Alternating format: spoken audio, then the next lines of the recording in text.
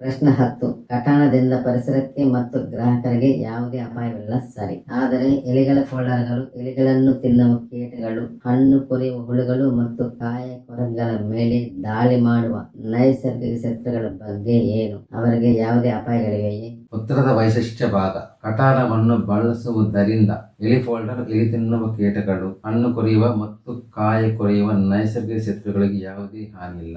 ವಿಶೇಷತೆ: ಗುರಿಪಡಿಸಿದ ಕೀಟಗಳ ನೈಸರ್ಗಿಕ ಶತ್ರುಗಳಿಗೆ ಕಟಾಣ ಯಾವುದೇ ಅಪಾಯವನ್ನು ಉಂಟು ಮಾಡುವುದಿಲ್ಲ ಮತ್ತು ಇತರ ಕೀಟಗಳೊಂದಿಗಿನ ಸ್ಪರ್ಧೆಯು ಕಡಿಮೆಯಾಗುವುದರಿಂದ ನೈಸರ್ಗಿಕ ಶತ್ರುಗಳ ಜನಸಂಖ್ಯೆಯು ಹೆಚ್ಚಾಗುತ್ತದೆ. ಕ್ರಿಸೋಪಿಡಿಯಾ ಕುಟುಂಬಕ್ಕೆ ಸೇರಿದ ಕೀಟಗಳು ಬೆಳೆಹಾನಿ ಮಾಡುವ ಹಣ್ಣು ಕೊರೆಯುವ ಹುಳುಗಳು ಮತ್ತು ಕಾಯ ಕೊರಕಗಳನ್ನು ತಮ್ಮ ಲಾರ್ವಾ ಹಂತಗಳಲ್ಲಿ ಕೊಲ್ಲುತ್ತವೆ.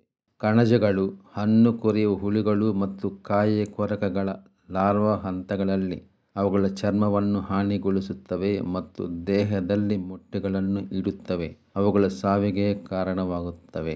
ಪ್ರಯೋಜನ: ಗುರಿಪಡಿಸಿದ ಕೀಟಗಳ ನಿಯಂತ್ರಣದ ಜೊತೆಗೆ ಕಟಾಣ ಅವುಗಳ ಮೇಲೆ ನೈಸರ್ಗಿಕ ನಿಯಂತ್ರಣದಲ್ಲಿ ಸಹಾಯ ಮಾಡುತ್ತದೆ. ಇದು ಬೆಳೆಗಳಿಗೆ ಚೆನ್ನಾ ರಕ್ಷಣೆ ಮತ್ತು ರೈತರಿಗೆ ಚೆನ್ನಾ ಇಳುವರಿಯನ್ನು ಒದಗಿಸುತ್ತದೆ.